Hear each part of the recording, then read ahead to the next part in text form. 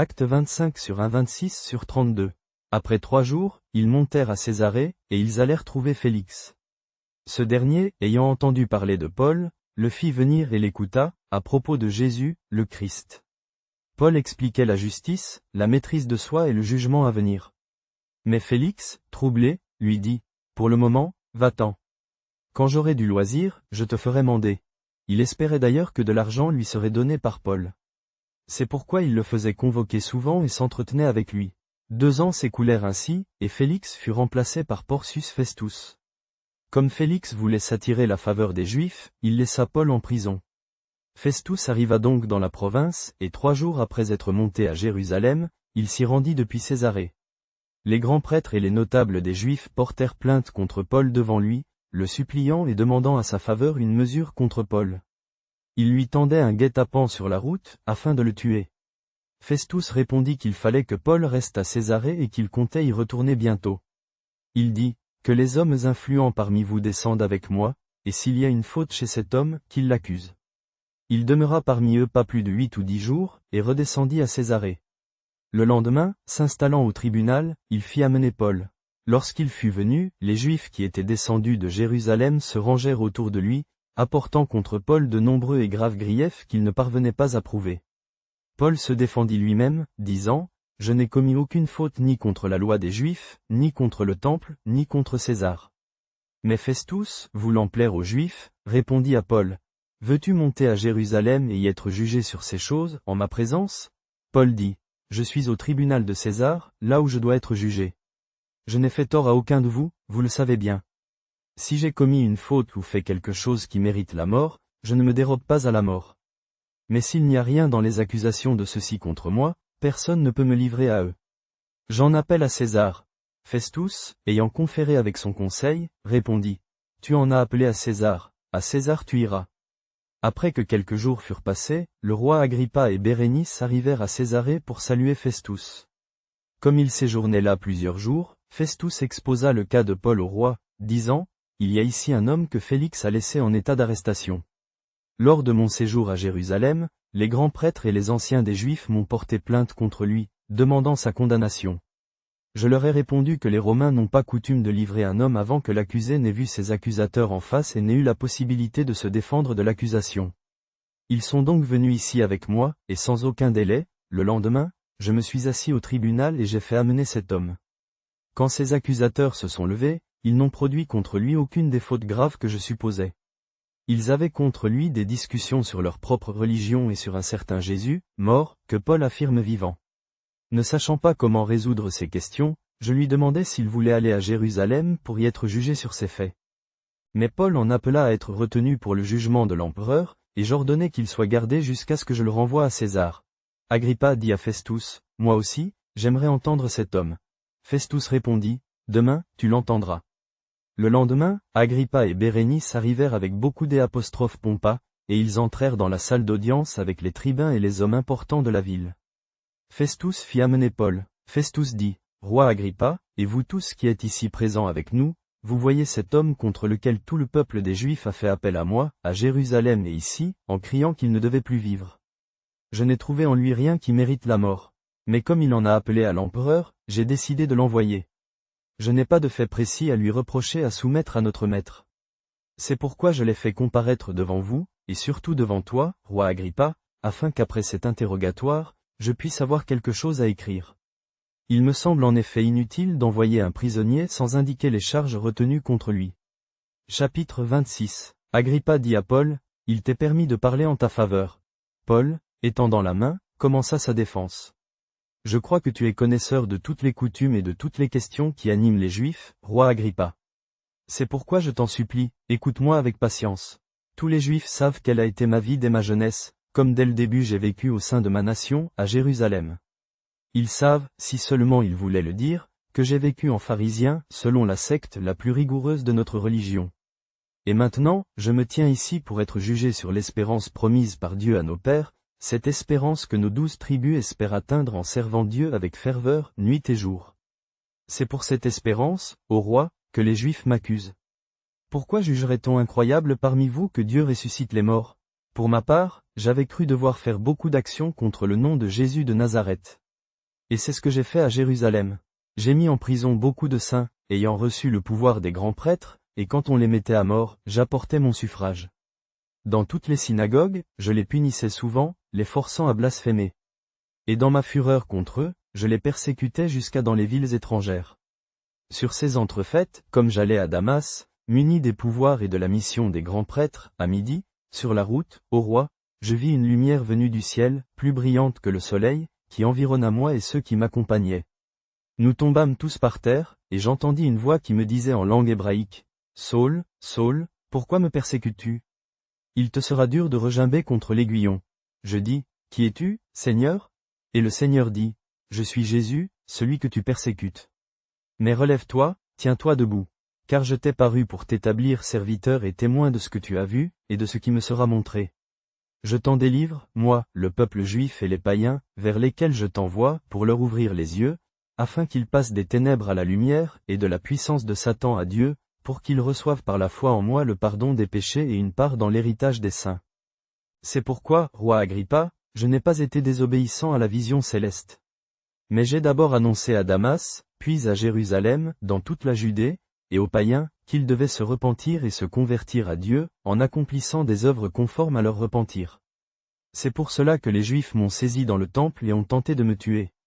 Mais Dieu m'a secouru jusqu'à ce jour, et je me tiens ici pour rendre témoignage, aux petits et aux grands, sans rien dire d'autre que ce que les prophètes et Moïse ont annoncé devoir arriver, que le Christ devait souffrir, et qu'il serait le premier à ressusciter des morts, pour annoncer la lumière au peuple et aux païens. Comme Paul disait cela pour sa justification, Festus s'écria, « Paul, tu deviens fou. Ton grand savoir te fait perdre la tête. » Mais Paul répondit, « Non, illustriou Festus, je ne suis pas fou, mais je prononce des paroles de vérité et de sagesse. » Le roi, d'ailleurs, connaît ces choses, et c'est à lui que je parle avec assurance, car je suis persuadé qu'aucune de ces choses ne lui est cachée, car cela ne s'est pas passé dans un coin. Roi Agrippa, crois-tu aux prophètes? Je sais que tu y crois. Agrippa dit à Paul, « En peu de mots, tu veux me faire chrétien. » Paul répondit, « Que ce soit en peu de mots ou en beaucoup, je prie Dieu que non seulement toi, mais aussi tous ceux qui m'écoutent aujourd'hui, deviennent tels que je suis, à l'exception de ces liens. » Le roi se leva, ainsi que le gouverneur, Bérénice et ceux qui étaient assis avec eux. S'étant retirés, ils se disaient les uns aux autres, « Cet homme n'a rien fait qui mérite la mort ou la prison. » Et Agrippa dit à Festus, « Cet homme pourrait être libéré, s'il n'en avait pas appelé à César. » Voici le texte biblique d'Actes 25 sur 1-26 sur 32, seconde partie. Félix, entendant cela, qui connaissait beaucoup de choses au sujet du chemin, suspendit la procédure, en disant, « Quand Lysias, le tribun, sera descendu, j'examinerai votre affaire. » Il donna ordre au centurion de le garder, mais de lui laisser une certaine liberté, et de ne pas interdire à ses proches de venir le servir. Après quelques jours, Félix arriva avec sa femme Drusille, qui était juive. Il fit mander Paul et l'écouta sur la foi en Christ Jésus. Mais comme Paul discutait de la justice, de la tempérance et du jugement à venir, Félix, effrayé, lui dit, « Pour le moment, retire-toi. Quand j'en trouverai le moment, je te ferai rappeler. » En même temps, il espérait recevoir de l'argent de Paul, pour qu'il le relâchât. C'est pourquoi il le faisait mander plus souvent et conversait avec lui. Au bout de 2 ans, Félix eut pour successeur Porcius Festus. Félix, voulant plaire aux Juifs, laissa Paul en prison. Festus, une fois arrivé dans la province, monta à Jérusalem 3 jours après, depuis Césarée. Les grands prêtres et les principaux des Juifs portèrent plainte contre Paul auprès de lui, et le priaient, demandant une faveur contre Paul, afin qu'il le fît transférer à Jérusalem, préparant une embûche pour le tuer en chemin. Mais Festus répondit que Paul était gardé à Césarée, et qu'il comptait lui-même y retourner bientôt. Il les invita donc à venir, eux, les principaux, s'il y avait en lui une faute, pour venir porter plainte contre lui auprès de Césarée. Il passa chez eux 8 ou 10 jours au plus, et descendit à Césarée. Le lendemain, s'asseyant au tribunal, il ordonna qu'on amenât Paul.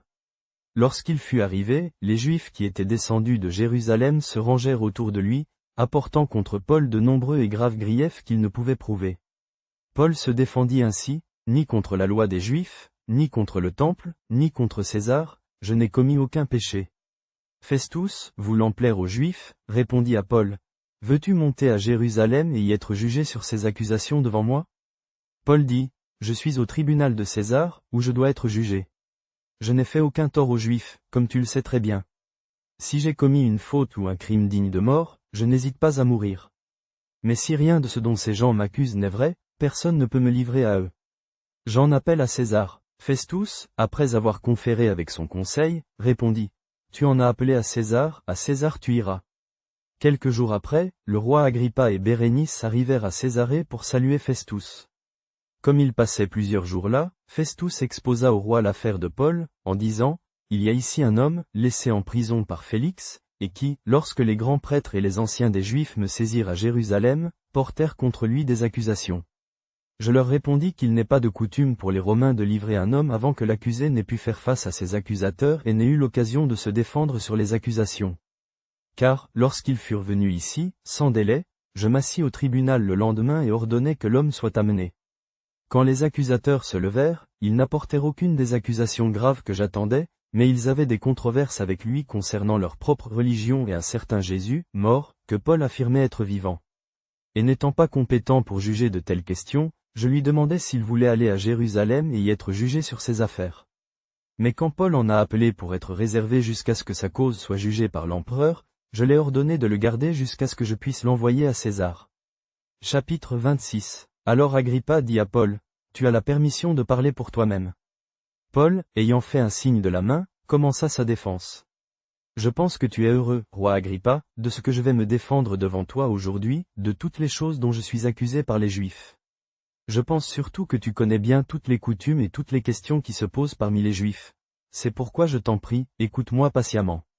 Mon ancienne vie, tous les Juifs la connaissent, car j'ai vécu parmi mon peuple depuis ma jeunesse à Jérusalem. Ils savent depuis longtemps, s'ils veulent en témoigner, que j'ai vécu comme pharisien, selon la secte la plus rigoureuse de notre religion. Et maintenant, je me tiens en jugement pour l'espoir de la promesse faite par Dieu à nos pères, la promesse que nos 12 tribus espèrent atteindre en priant ardemment jour et nuit. C'est pour cet espoir, ô roi, que je suis accusé par les Juifs. Pourquoi est-ce que vous me jugez incroyable, que Dieu ressuscite les morts? Pour ma part, j'ai cru qu'il fallait que je m'oppose avec acharnement au nom de Jésus de Nazareth. J'ai fait cela à Jérusalem, et j'ai jeté en prison beaucoup de saints, ayant reçu l'autorité des grands prêtres. Et quand ils furent mis à mort, j'ai voté contre eux. Et dans toutes les synagogues, je les punissais souvent, les forçant à blasphémer. Et étant rempli d'une fureur extrême contre eux, je les persécutais jusqu'à dans les villes étrangères. Sur ces entrefaites, comme j'allais à Damas, avec l'autorité et la permission des grands prêtres, vers midi, sur la route, ô roi, je vis une lumière du ciel, plus brillante que le soleil, qui brilla autour de moi et de ceux qui voyageaient avec moi. Et quand nous sommes tous tombés à terre, j'entendis une voix qui me parlait et disait en langue hébraïque, « Saul, Saul, pourquoi me persécutes-tu? Il te sera dur de donner des coups de pied contre l'aiguillon. » Et je dis, « Qui es-tu, Seigneur ?» Et le Seigneur dit, « Je suis Jésus, que tu persécutes. Mais lève-toi et tiens-toi sur tes pieds, car je te suis apparu pour cela, afin de te nommer serviteur et témoin des choses que tu as vues, et des choses dans lesquelles je t'apparaîtrai. Je te délivrerai du peuple juif et des gentils, à qui je t'envoie, pour leur ouvrir les yeux, afin qu'ils se détournent des ténèbres à la lumière, et de la puissance de Satan à Dieu, afin qu'ils reçoivent le pardon des péchés et la part parmi ceux qui sont sanctifiés par la foi en moi. C'est pourquoi, ô roi Agrippa, je n'ai pas été désobéissant à la vision céleste, mais j'ai d'abord annoncé à ceux de Damas, puis à Jérusalem, et dans tout le pays de Judée, et aux gentils, qu'ils devaient se repentir et se tourner vers Dieu, en faisant des œuvres dignes du repentir. Partagez vos prières dans les commentaires. Le Seigneur écoute toujours même votre voix la plus douce. Que Dieu vous bénisse.